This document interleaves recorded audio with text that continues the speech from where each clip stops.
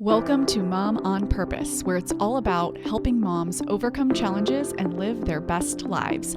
My hope is by being here, you are more inspired to become the mom you were made to be. I'm Natalie, your host, a wife, boy mom, dog mama, Chicagoan, and former lawyer turned professionally certified coach. If you're here to grow, I can help. Let's go.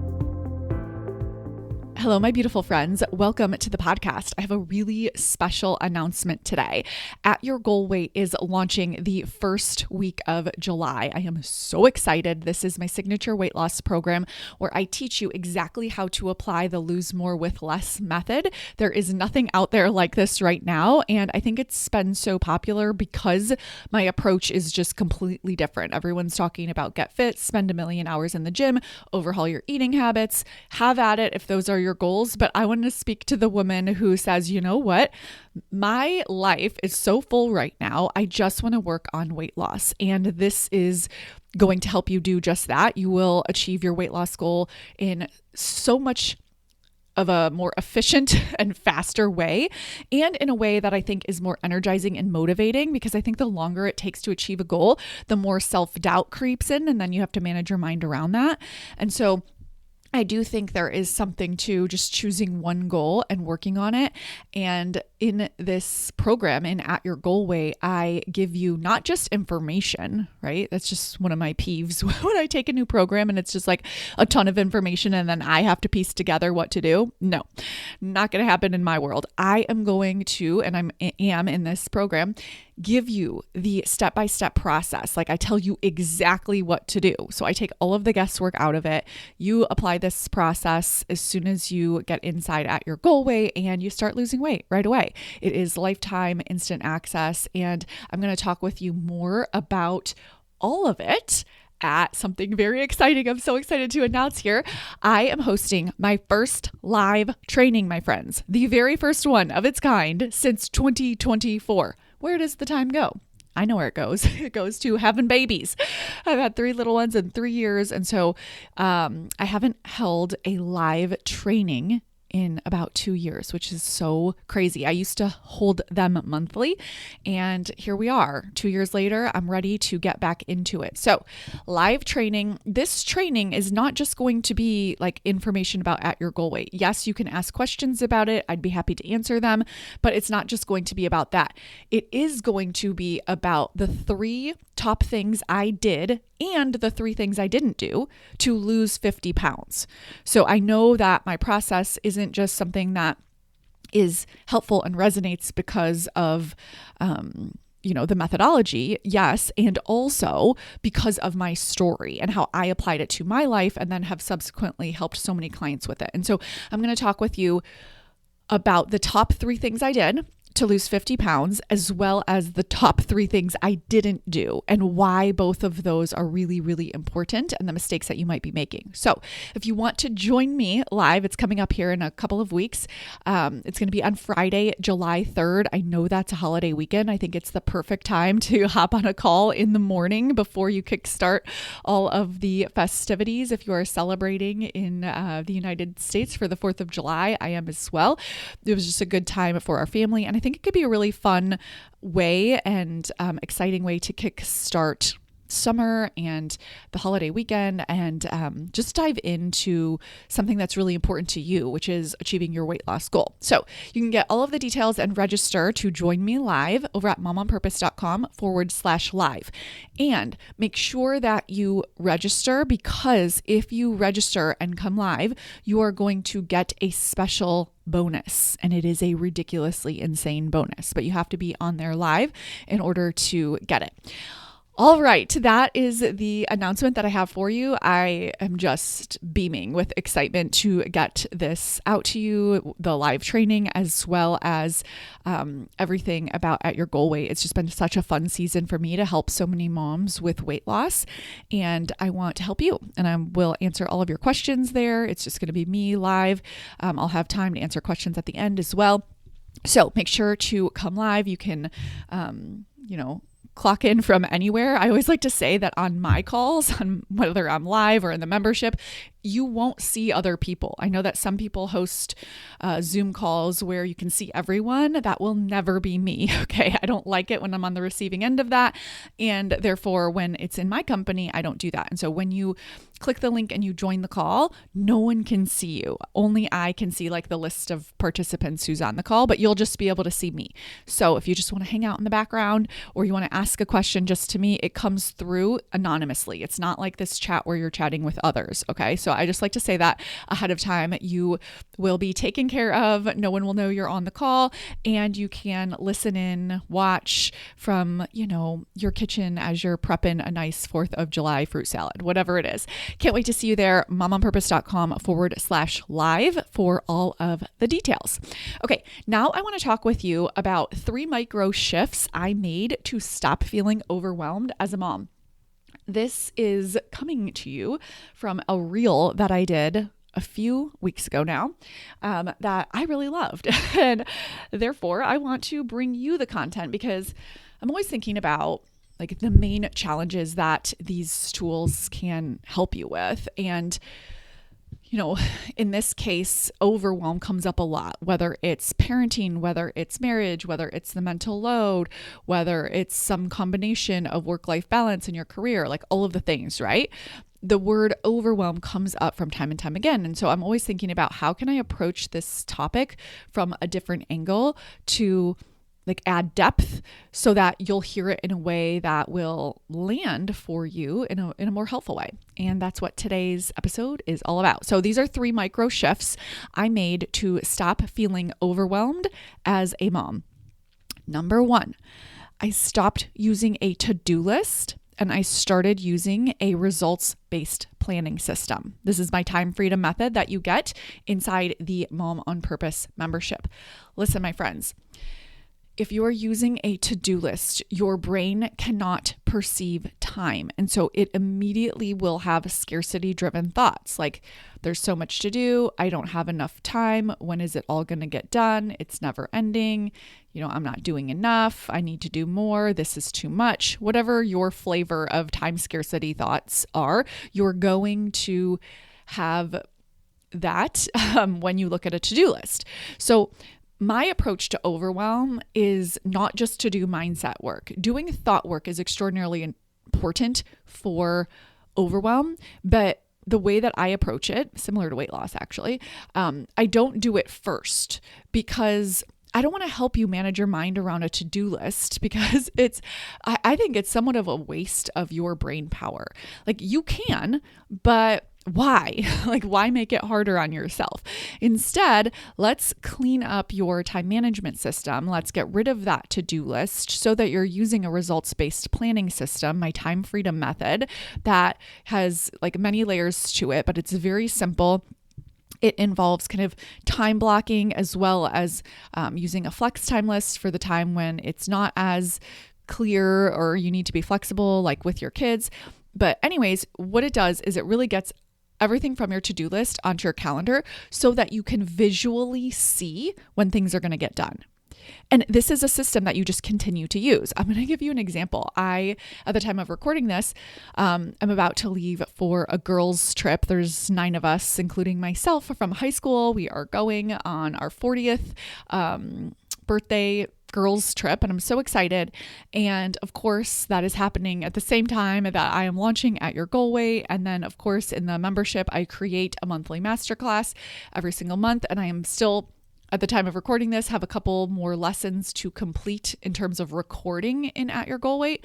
And then there's all of the just regular content like this podcast. And so typically in my everyday life, I am able to easily fit that in, right? And I have a lot of white space. But if you take all of that I normally do, add in a launch, add in finishing a course, then add in this girls trip, then add in Father's Day as well, like there are a lot more moving pieces. And so why am I bringing this up? Because I just kind of revamped my calendar for the middle and the end of June into July to make some tweaks and move some things around to make sure that I have a designated space for everything. if I put all of the things that I'm doing right now in the next like 30 days on a to-do list, I would be so overwhelmed. I cannot stress that enough. And then it's like, what? I have to manage my brain around it and just tell myself like, I think it'll get done. It's okay if it doesn't get done. It's just such a waste of brain power because I don't know.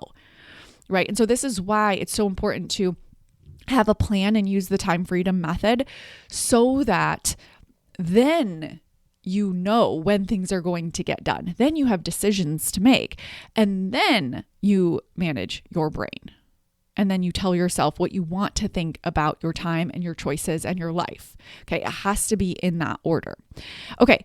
Number 2, I let it be messy. Remember here, we're talking about 3 little micro shifts that help me to not feel so overwhelmed.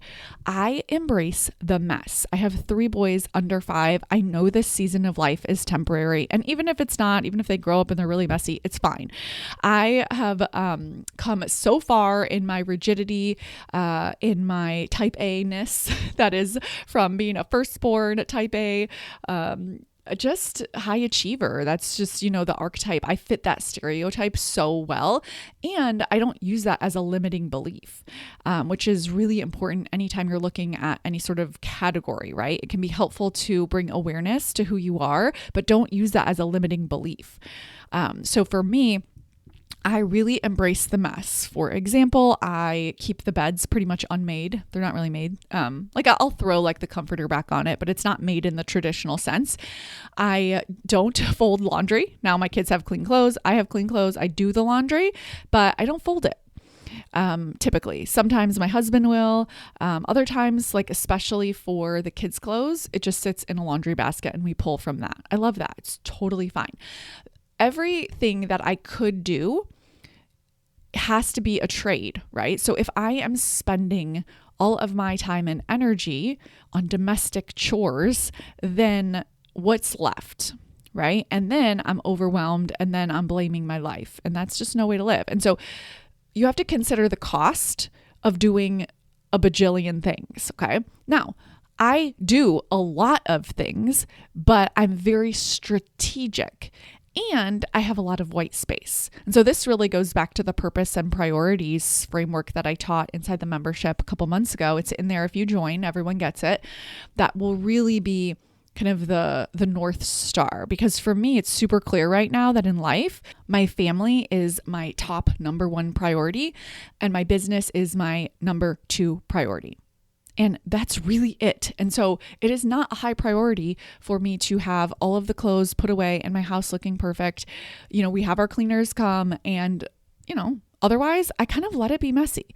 I don't make a big deal about any kind of like little bits of dirt that it's mostly Benji. You would think 3 boys and 2 dogs. It's a combination of all of them, but it's mostly Benji boy. He just loves fetch, loves getting dirty, very, very athletic dog. And he just tracks in all of the things. So I will, vacuum or sweep the floors like once a day, just very quickly.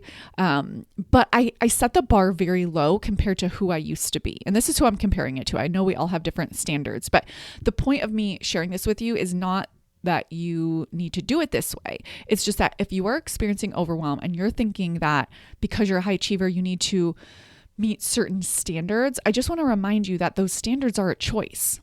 And so for me, I want to raise the bar for the standard of my emotions. I want to show up with excitement and joy and presence at a really high level more than I care about the home being perfect, right? Because we remember how people feel. We don't remember like whether the clothes were folded, okay? And so again, it's about priorities. It's about what's the most important thing for you. And I think on default, we are very reactive instead of proactive. And so it makes sense if you're like this, like I was like that, where you just like look at the home and the first things that you see are what you do. It's like, oh, laundry needs to be done. Oh, the floors need to be cleaned. Oh, like, and you're in reactive mode instead of being proactive about like what actually is important right now. Because your priorities become your strategy. So remember that your priorities become your strategy. So it's really important that you have your priorities in order. Priorities are in order. You can't have 1,000 things or even 10 things all at the same number 1 level of priority. It makes decision-making too difficult. Okay. And that really gets to the root of where some of you are struggling, and you can get coaching inside the Mom on Purpose membership. I highly encourage it so you can clean that part of it up. Number 3, third micro shift that I made to stop feeling so overwhelmed is separating out overwhelm as a feeling from my identity.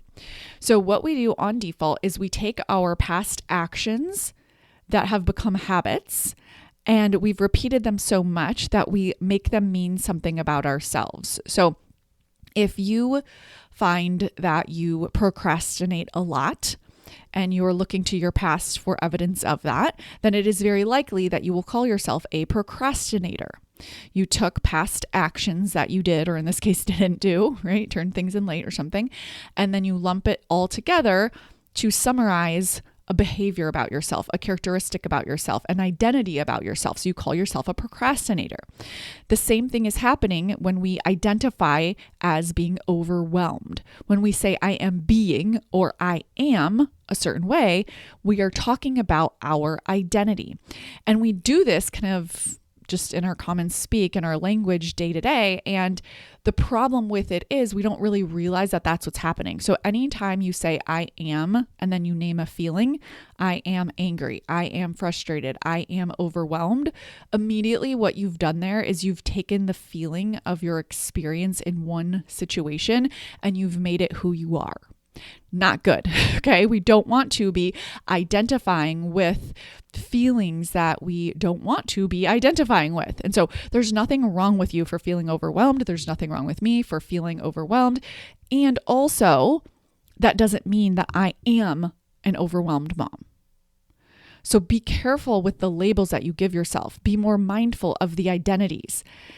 Some of you are carrying around identities that you wouldn't choose for yourself, whether they came from your family of origin or whether they just came from you yourself in your adult life, something that you notice based on a pattern. I'm, just not a morning person. Well, that's a terrible thought to have and a terrible identity to give yourself if you want to become a morning person. Now, if you don't care, totally fine. Like I talk about being a type A, high achiever, firstborn daughter, and I do it in a way to add context to my transformation and shifts. But that is a way of labeling myself, right? I don't have to do that. Okay. And so it's helpful for me in this case, right? Because it helps me tell my story to you, but I want you to think about the labels that you're giving yourself. And in this case, I'm talking about overwhelm, but fill in the blank for anything. Labels are a choice. Now, what that doesn't mean is that you just say, oh yeah, I'm never overwhelmed. That is missing the point, and it's just going to all or nothing thinking. Either you're overwhelmed or you're not overwhelmed. What I'm saying is that neither is true. Overwhelm is a feeling that you feel in your body, and it's coming from the way that you are living your life and thinking. And we can solve all of that. And as we're solving it, the way that you describe yourself really matters. So instead of, I'm so overwhelmed, I'm an overwhelmed mom, acknowledge and validate yourself for the feeling that you're feeling, but don't make it mean that that's who you are. This really matters for who you're becoming because, presumably you don't want to be overwhelmed in the future. And so one of the best first steps is to start putting that feeling where it belongs, which is in the feeling bucket, I call it, right? And so instead of I'm so overwhelmed, I'm overwhelmed, you want to say, I'm feeling the feeling of overwhelm. I feel overwhelmed. The emotion I'm feeling right now is overwhelm. Any of those statements would be way more helpful. So this is just a feeling in my body. The feeling is overwhelm. Immediately when you name it like that, you get leverage over it. You get control over it. You separate yourself from it. It's a huge step in your awareness because you're saying, okay, I'm a human being having a human experience and the feeling I'm feeling is overwhelm. That's not who I am. Right? You've separated out your feeling from who you are. You get to decide who you are. Right? Don't choose overwhelm. Okay. Now validate your feelings and we'll work on creating the feelings you want to feel given your life. Yes, of course. And also you'll still have a human primitive brain that will from time to time create negative emotions that you wouldn't necessarily choose.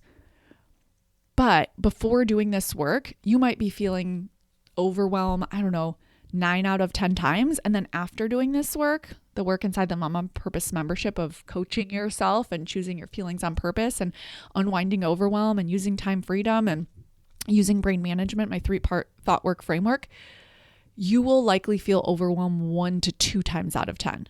So it's not that you never will feel overwhelmed again, but instead of it being 9 out of 10 times, and the way that's really like, leading your life, you're living through overwhelm. Instead, it's way smaller.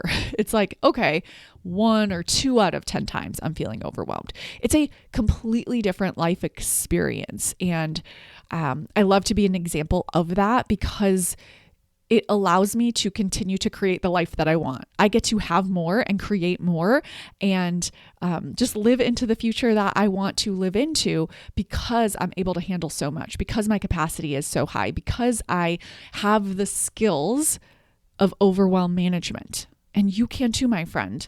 I wasn't born this way. I learned these tools. Join me inside the Mom on Purpose membership this month. I am so obsessed with the brand new masterclass that came out in June called Mom Traps. I share cognitive distortions to get you out of shoulding, to get you out of worrying, to get you out of all or nothing thinking. Those are 3 of them. And there's 3 more cognitive distortions. So you get 6 total. I teach you what they are. I show you exactly how to become aware of them so that you can catch them in real time, so that you stop living from those distortions. They will create overwhelm, worry, judgment, kind of this like harshness and heaviness that is going to make motherhood and your life just not as fun. It's not going to be as enjoyable. So I would love to see you inside over at momonpurpose.com/coaching. Until next week, my friend, take care.